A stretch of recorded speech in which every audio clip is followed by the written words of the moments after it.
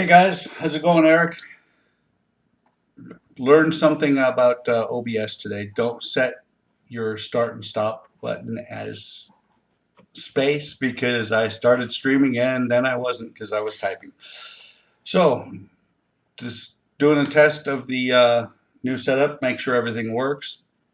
At the same time, I figured I'd do an out-of-box review of the kits I'm doing for my F-16 diorama for the military veterans group build on HLI.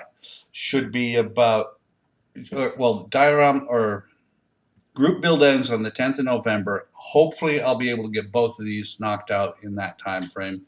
I know I'll be able to get at least one of them, maybe both of them, but we'll have to see. So, like I said, testing a new setup. I've redone a lot of things with the new computer, and I look fat on that camera. God bless. Let me move this as a matter of fact. There. And yes, if it looks like I'm an old man who hasn't shaved in a long time, I'm an old man who hasn't shaved in a long time. I've been on leave all week. So let me switch to this camera, and we will look at the F-16 itself. Neat thing about this airplane is that it is one that I actually worked on. I don't know if you can see the tail number here. It's SP, which is Spangdahlem AF 85572. It's a Block 30 aircraft that I worked on when I was stationed at Spangdahlem in Germany. So pop this thing open. I don't believe, actually that's right. I didn't have to open the bags because when it came unbagged. There's the painting guide. I'll follow it somewhat, but I know what these things look like. I spent 20 years working on it. Some instructions. It is a Japanese kit, the Hasegawa, so there's not going to be any actual words that I'm going to be reading off of here, I don't think. Yeah, it's going to be just all pictures. There's the decals. Don't remember what LR is or MJ, but I did look it up. SP572 is an actual aircraft at Spangdahlem, or was at Spangdahlem. If I could find 1350, that would be awesome because that was actually the Wingbird. There's red, blue, and gold tail flashes. It looks yellow, but it's gold. That's the tail flash for the. Here, let me see. That would be the tail flash for the Wingbird for all three squadrons, and it's got the no step. The decals actually look pretty good. Will be over the air refuel door, rescue. All these look really good compared to real life, having worked on these airplanes. Not a bad manual. It's just long sheet fold out.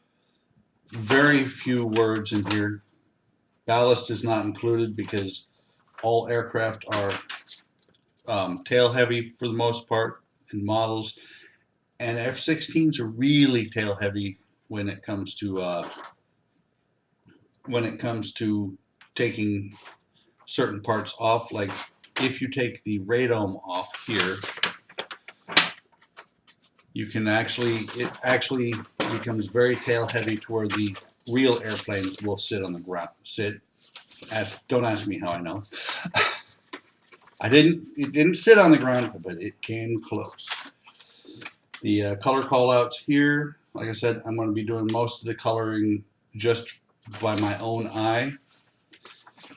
It's got a loadout for weapons you can put on it. And then more markings and paintings. Like I said, this is going to be built up as a Spangdahlem bird. What was the tail number on this thing? 572, I think it was. Yeah. Matter of fact, if I remember right, 572 and 574 were the two, the blue and red F-16D models. So let me move the box out of here. There's the main frame of the airplane. And that is really nice detail. You can, I don't know if you can see the detail on here, but there are actually really micro etched details there. Hair from one of the dogs. For the panels on the top of the airframe. I hope when I paint it, I don't lose those details. And there's a pilot with no head and missing one arm, and there's his arm, and oh, there. Pilot with no head, there's his head, there's his arm. Not sure what that is. Looks like it might be part of the main gear. By the way, that was the top of the aircraft. This is the base, bottom of the aircraft. Again, really nice fine details on the panels. That was a circuit breaker panel. A lot of circuit breakers under there. It's very important circuit breakers. Nice detail on the gear well.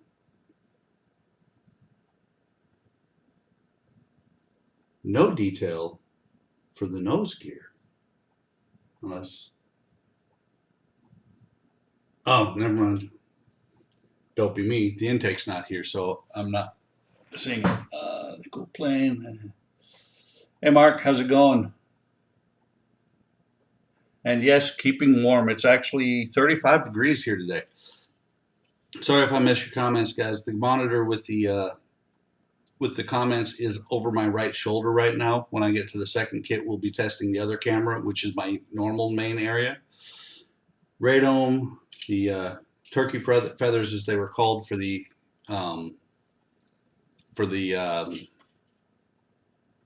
afterburner. And the buck teeth, they're actually there. Those two little things we call them buck teeth. Those are antennas.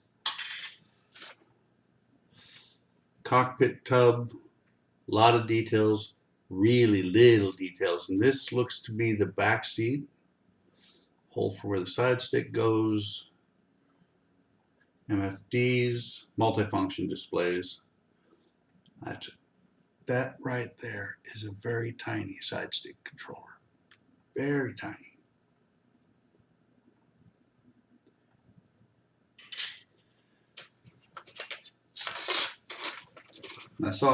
I've looked at the instructions several times.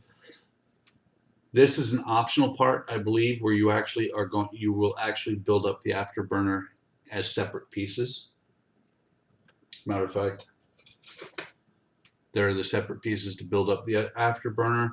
That I don't think is, unless that's supposed to be the front of the engine, it's still not correct because it's not supposed to be rounded like it is. Like I said, the turkey feathers for the afterburner, I'm probably going to build it with that option. Yeah, Mark, I worked on this plane. I was an F-16 avionics guy way back in my Air Force days. I worked on the airframe up until 2003 when I left the flight line and did other things for the rest of my career. This looks like more of the engine. That right there is the gun port. Interesting thing about when they fire the gun, actually that was the inside, that's the outside. Interesting thing about when they fire the gun on the F-16, since the gun is right here and it's off center, when they fire it, the aircraft would tend to do this. So when they would fire the gun, the rudder would kick at the same rate that it was kicking out bullets or shells to keep this aircraft flying straight. Oh, and yes, if you were also asking if I worked on this actual plane, Mark, yes, I did. I worked on this tail number of F-16.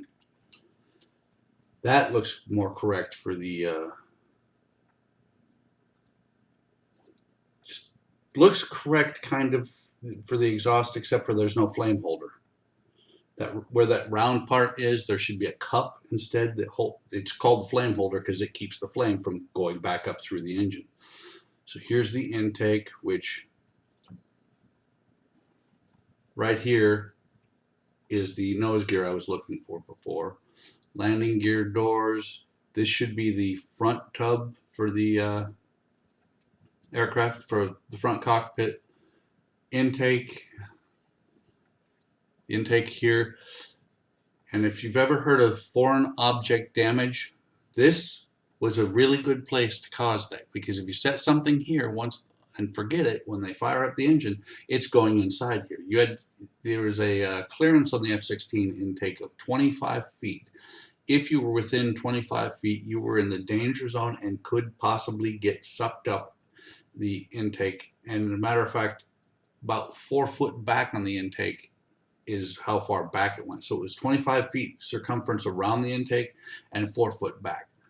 That thing I watched when we were doing launches, and the F-16 would actually pull water out of dry concrete. This looks like, okay, we've got an AIM-9 missile, 2 AIM-9 missiles. Missile rail, which always was on. And matter of fact, F-16s never flew in foreign countries without, sorry about that, guys, wasn't close enough. F-16s never flew without a missile on them, because the missile increased the radar signature.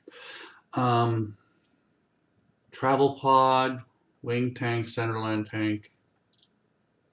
Oh, wait, backwards. Wing tanks. These are wing tanks, 370 gallon, 300 gallon centerline tank. Another wing tank. Like I said, missile rail there.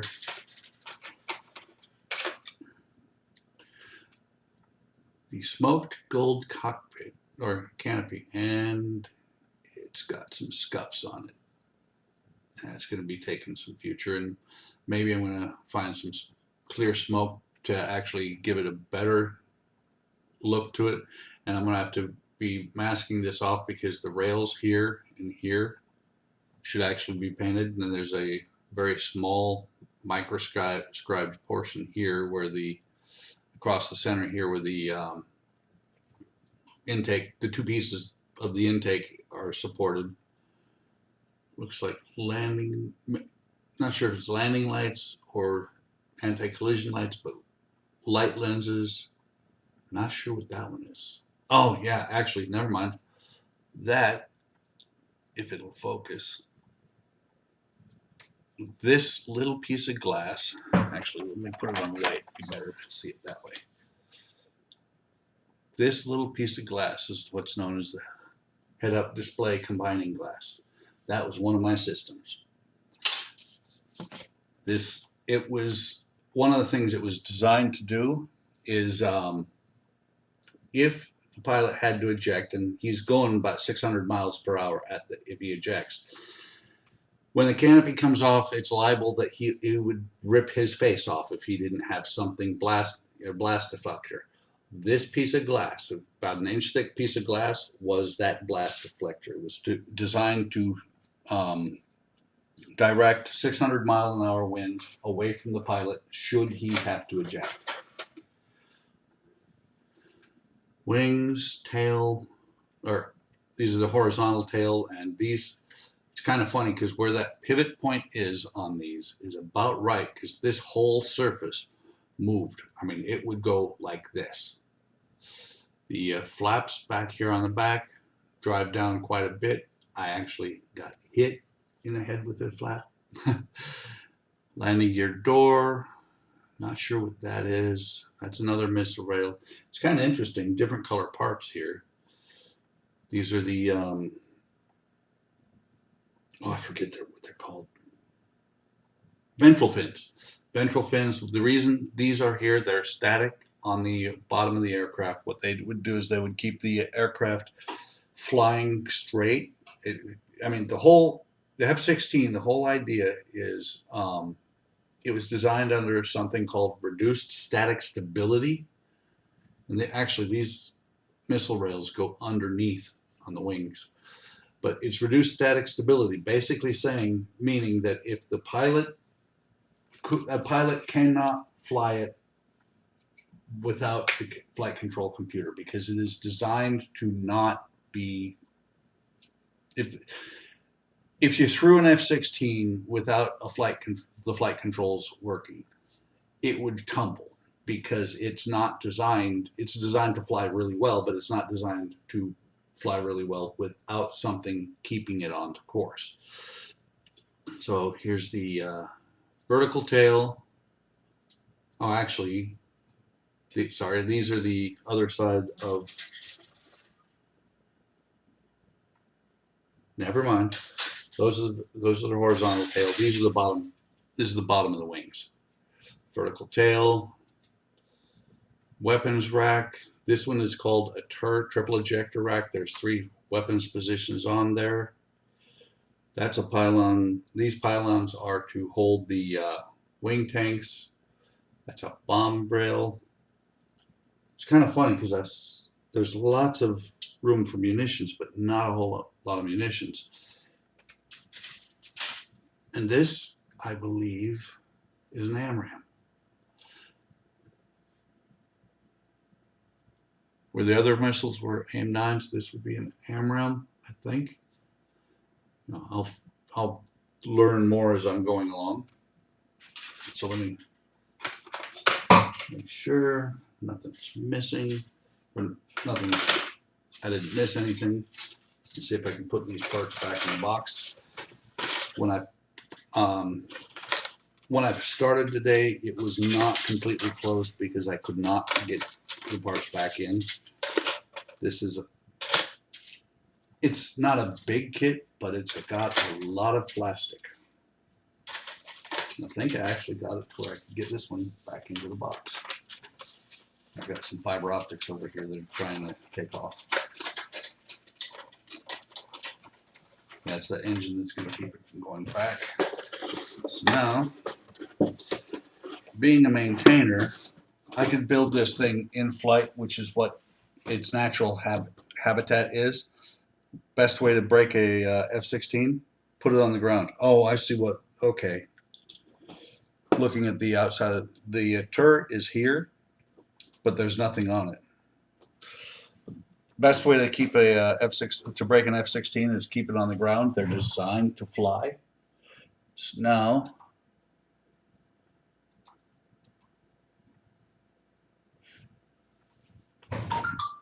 we'll flip over. Oh, I was looking at the wrong screen. I'm looking at the YouTube screen rather than my OBS screen and wondering why it isn't switching. But as a maintainer, I want to do a diorama of it being on the ground and being worked on. So I had to look around for this. This was actually almost as expensive as the airplane because I had to get it from Australia. Shipping was pretty expensive, and having looked at, as well at the ground equipment is pretty accurate. So again, it is a Japanese kit, so there are more words on here than there are on the F-16 because you got to figure out who each person is. And it's kind of funny because they call this thing, one of the pieces of equipment on here is the TTU-228E hydraulic test stand. No, it's not the TTU-228. It's the mule. That's what we called it. Same with the AM32A-60A generator set. It's not, all we called it was -60. And I'm going to try and see, I'm not sure if I'm going to be able to, just miscellaneous, not sure if I'm going to be able to, but I'm going to try to light this. Because with these decals, you can see, I could see lighting behind the gauges. And the red lines there, the danger lines here, on any aircraft, you'll see it on aircraft, you'll see it on any piece of equipment that has a jet engine in it. Anytime you've got a jet engine, there's a plane of rotation where the main rotor is, where if the thing comes apart, that's where it's going to come up. That's where it's going to come apart. I agree. It's going to. And as a matter of fact, I'm going to put lights in the cockpit, and I'm going to try and do the anti-collision light and the wingtip lights. Maybe, but probably not the landing gear lights, because those are going to be just minuscule. But what I was saying is, this is the plane of rotation. We were taught never, ever, ever stand in the plane of rotation, or, and so that moved on to as well on aircraft. If I see the plane of rotation and my seat is in line with it, I'm like, I don't want to be here. These little white spots here, those angles and the white here, that's reflective tape. We always had reflective tape on them because usually you're working airplanes at night. So let me move the box out of the way. As you can see, this has never been opened.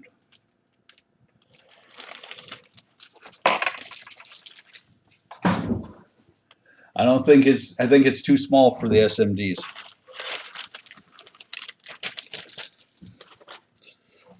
So first things first. By the way, how is the stream quality, guys? I want to, that's the main thing I'm doing here is I'm testing to see how things are working. Says on my end, stream is healthy. I just want to make sure it's working on your end.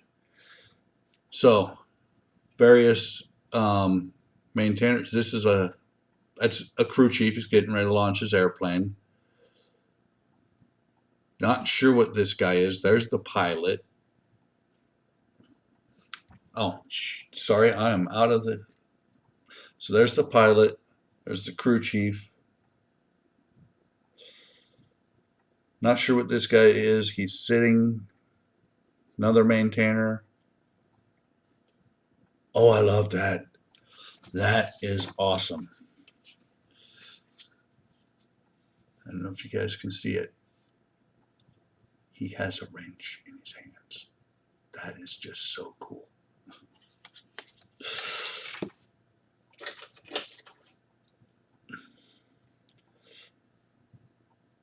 Another pilot. Actually, that's awesome. There are two pilots. This is set up for a D model. Security forces. Looks like this guy is actually marshaling a jet. This guy's standing on something.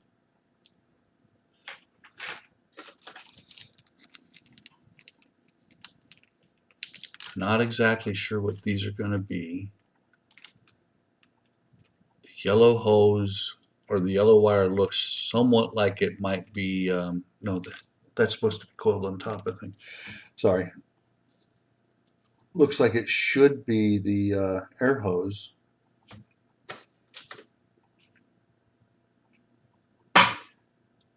So I'm looking. Oh, this is going to be a pain in my behind, which is cool.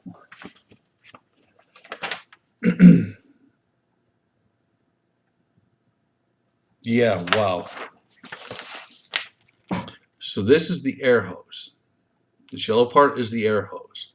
It has a rubberish, or not rubber, it has a net sleeve around it, which I have to build. One of these coils of wire is to wrap around that to build the sleeving. Doesn't say it, it just, I know it. Every time I saw this, I thought it was a single piece, but no, it's not. So I could actually have this uncoiled, and it looks like the other coil, one of the coils of wire is supposed to be for the power cord. I love the detail on this.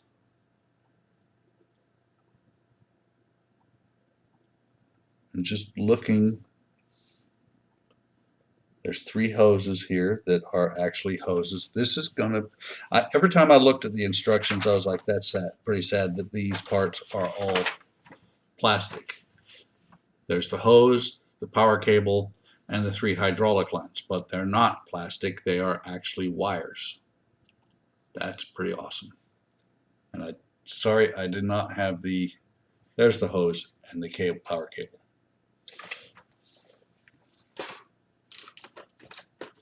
And then these are got a couple more maintainers. This guy has actually just launched his jet and they do all kinds of weird things as they're launching. The wheels for the hydraulic cart, wheels for the hydraulic cart or the Dash 60, wheels for the same Dash 60 or hydraulic cart, fire extinguisher. Here's the fire extinguisher cart. So this is going to be the top of the Dash 60. The cool thing about in this kind of weather here, we'd fire one of them things up, and it's jet exhaust that's coming out through here. And so we would throw snowballs down in there to see how far up they would go. Just a bunch of kids, you know. Sides of the hydraulic cart, top of the hydraulic cart. This is going to be the bottom of the hydraulic cart. And it looks like there should be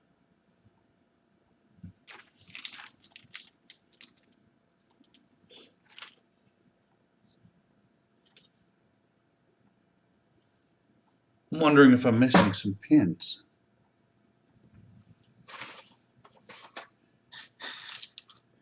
It's not. Oh, no. There we go. Sitting here looking for the parts for the axles. I see only two. Let me grab the instructions again here.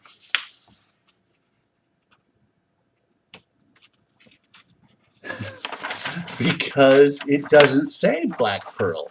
The video is entitled Diorama. Dio, Eric, Dio.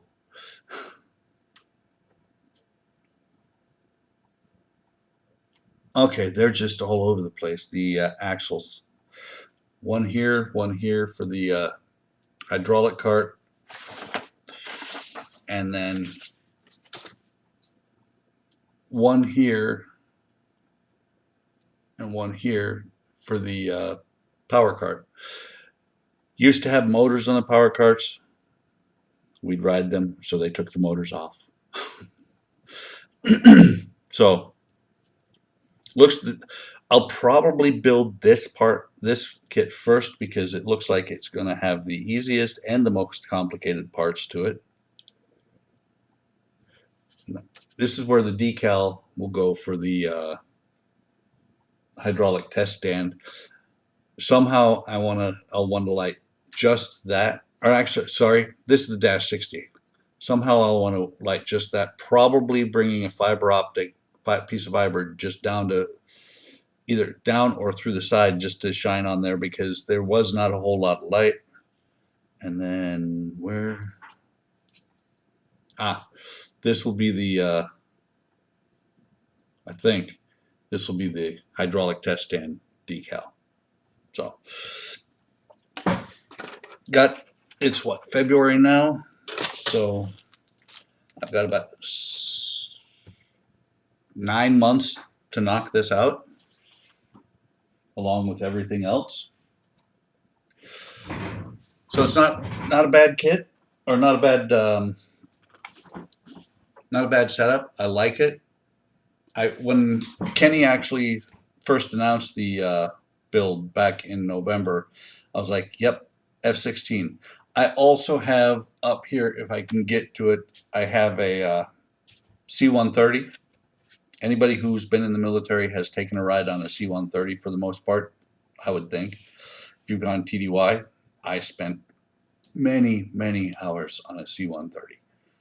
It's actually a Coast Guard one, but that's okay. It's going to become an Air Force one when I do it. So thanks for stopping by, guys. Thanks for helping me test out to make sure that my new setup is working. I'm really happy with the way this is working out. I think it was partially the cameras were fighting with each other because they were on the same controller, and my internet was really, really slow on Tuesday. So stop back by again on Tuesday when I believe that I will be working. Let's see, it was Terminator last time. So, yeah, on Tuesday I should be working the Titanic. 2 weeks for the Pearl, Eric. 2 weeks for the Pearl.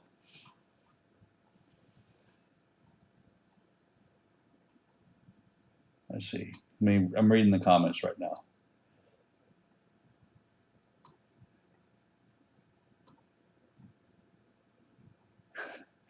And where did I got the Coast Guard C-130 mark off of eBay. I just was looking for C-130s, and that was the one that I happened to be able to find. Let me see. Not to give you, I'm going to switch cameras real quick so you guys don't get a shot of my pajamas. But let me bring this down very carefully.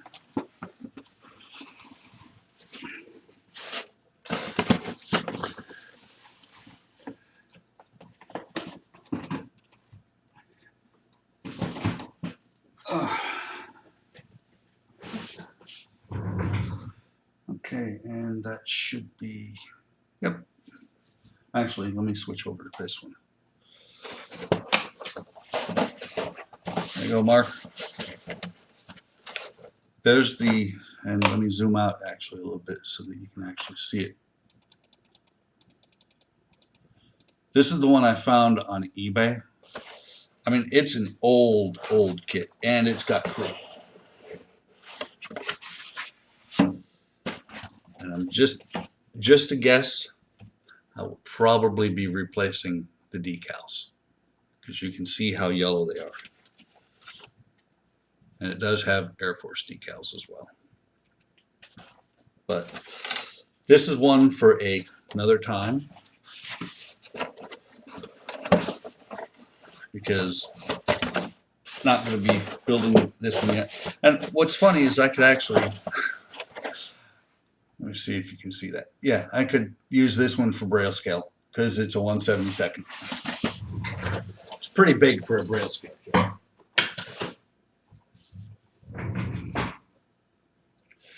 All right, so stream is still healthy. Things are still working.